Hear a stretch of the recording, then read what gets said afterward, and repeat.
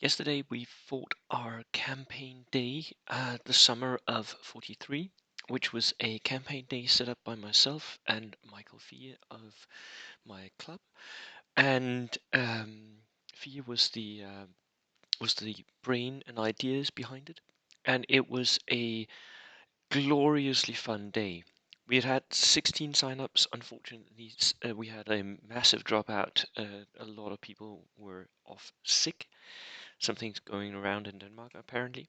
Um, so we only had 10 players in the end, but it was gloriously fun. And I'm going to talk you through what we did and show you a few pictures. So yeah, that's what we're doing right now. Right. So this was our campaign map. I've made this. This is a map of Italy, of course. So the idea behind the campaign was that we were fighting in southern Italy.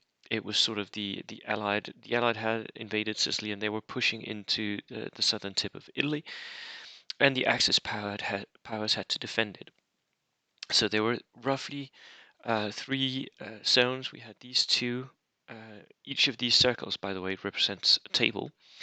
The squares were the main HQs where people could respawn their armies.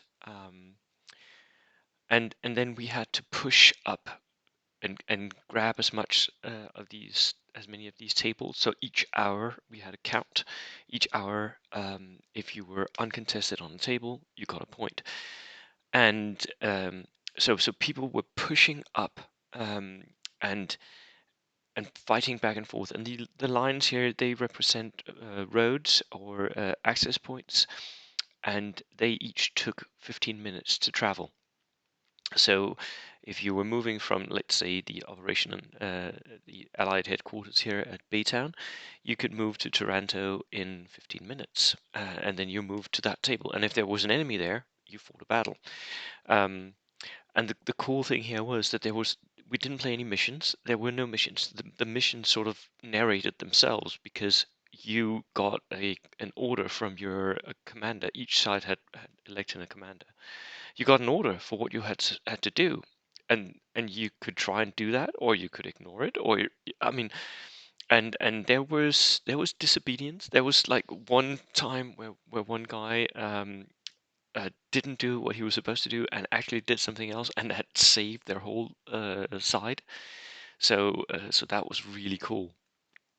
Um, the battle sort of unfolded like this: that the Axis powers, they had set up along the coastal road here and Casalicita here and in the defensive lines, and the Allies were pushing up from their HQ and from Taranto.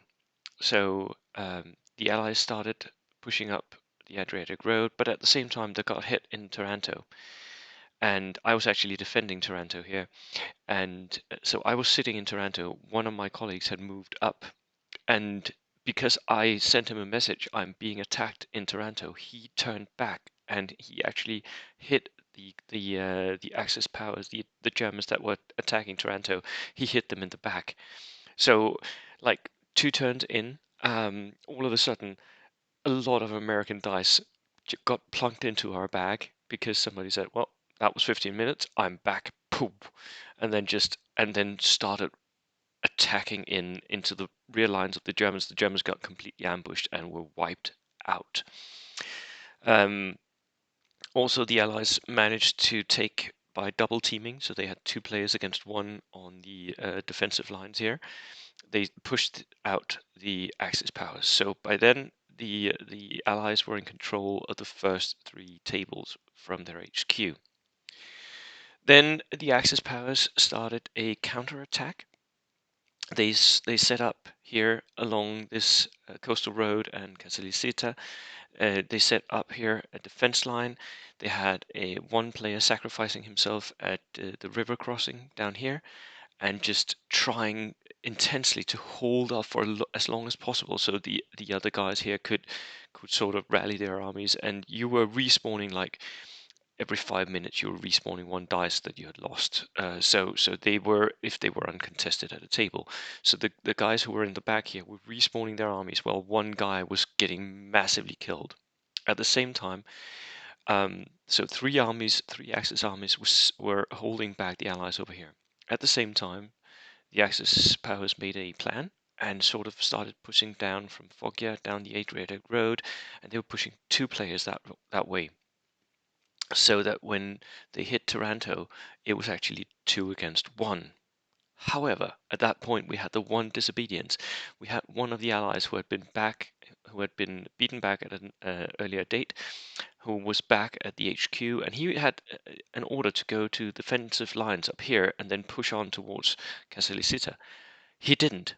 Instead, he went to Taranto, and suddenly it was a 2 against 2. And if the Axis powers had managed to push through, which they were doing, but they ran out of time, and in the end, it was an Allied victory. It was a glorious victory for the Allies, and they managed to hold their headquarters and actually win on points.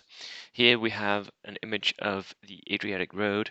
This is Jonathan who's leaning in. He's coming in as reserves to a Romanian army here, and all of these Americans are just trying to dig down and defend and survive, because the Axis powers want to exit via this road down towards Tarentum. This was one of our games rooms. We had 1, 2, 3, 4, 5, and then 2 extra tables here behind where I'm standing with the camera.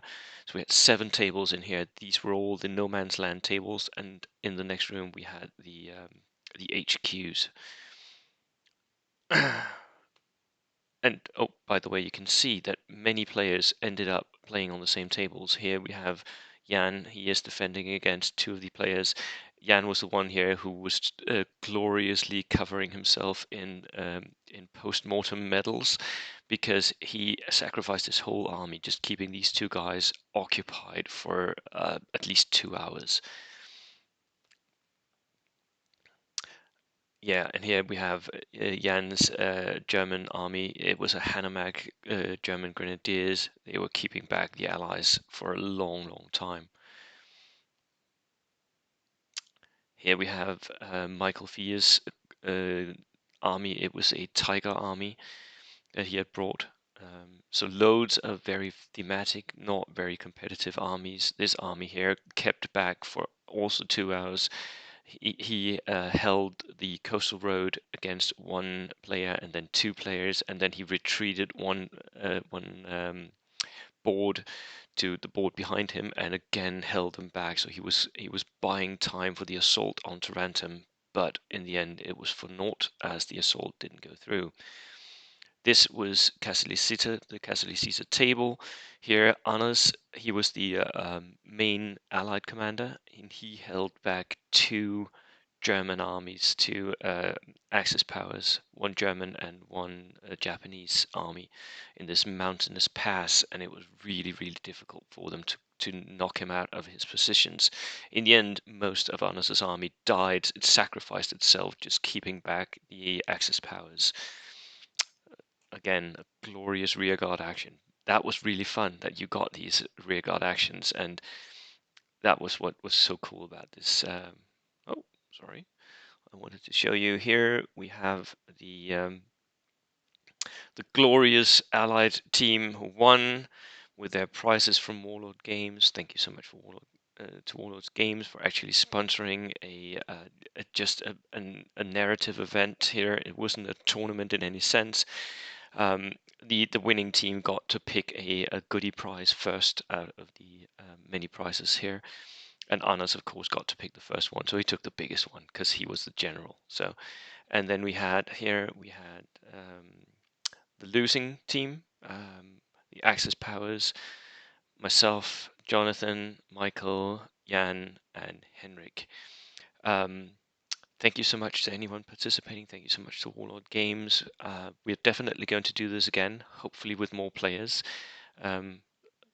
16 players would have been even more fun. It was very chaotic, and we really wanted to not be playing, but in the end we sort of had to because of the dropouts. Right, so that was my Saturday. How did you all guys do? Hope you had fun this weekend. Cheers.